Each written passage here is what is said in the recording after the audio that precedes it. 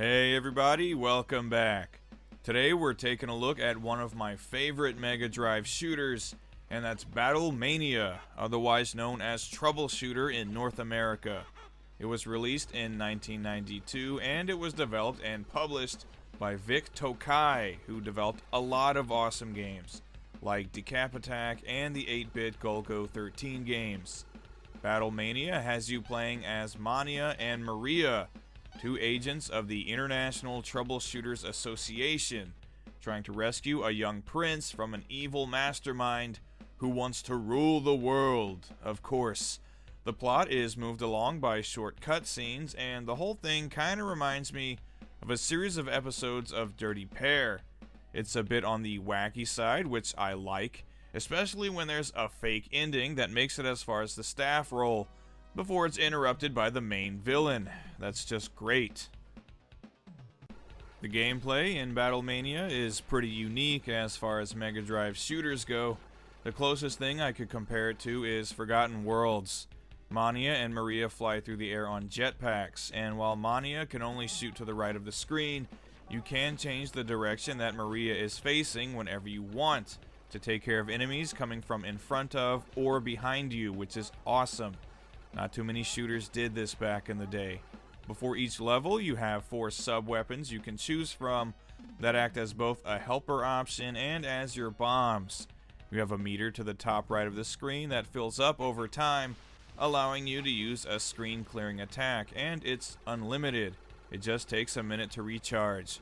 There's actually a level where the prince joins you in battle after you rescue him, which is cool, but I actually found it to be a little tougher than the rest of the game because you lose the ability to use your bombs. This is one of the easier shooters on the Mega Drive though, mostly because you have infinite bombs and the game is very generous with power-ups. Plus, there doesn't seem to be any limit on how many hit points you can accumulate. You do have limited continues, but it's unlikely that you'll use them all. Still, Battle Mania controls extremely well, the level designs and enemies are varied, and the boss battles are over the top and a lot of fun as well. Like I said, this is one of my favorite Mega Drive shooters, and its gameplay is outstanding.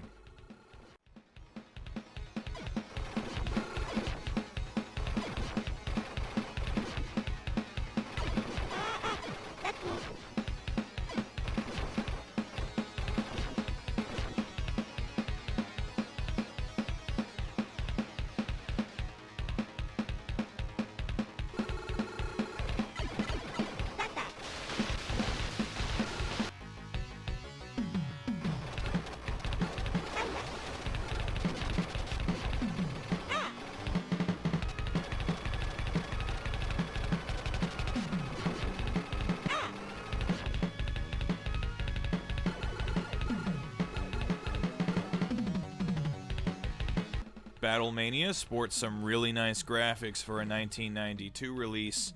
Every stage is really colorful and loaded with lots of detail. Some in particular seem to stretch way back into the backgrounds. There's also a lot of multiple scrolling layers here and there which look great. The character designs, enemy and boss designs, they all look nice too. The whole game has kind of an early 90s anime look and feel to it, which I really like. The sound design is really good too. I especially like the soundtrack, which perfectly matches the tone of each stage, with some being more bubbly and high energy, while others have a more serious and foreboding feel to them. I don't think there are any all-time classic songs here or anything, but they're all pleasant to listen to, and give a good showcase of the Mega Drive sound chip. There are even some good sound effects and decent voice clips. So overall, a game with great gameplay complemented by some excellent visual and audio design, which is typically the case with Vic Tokai games, a really underrated old school developer if you ask me.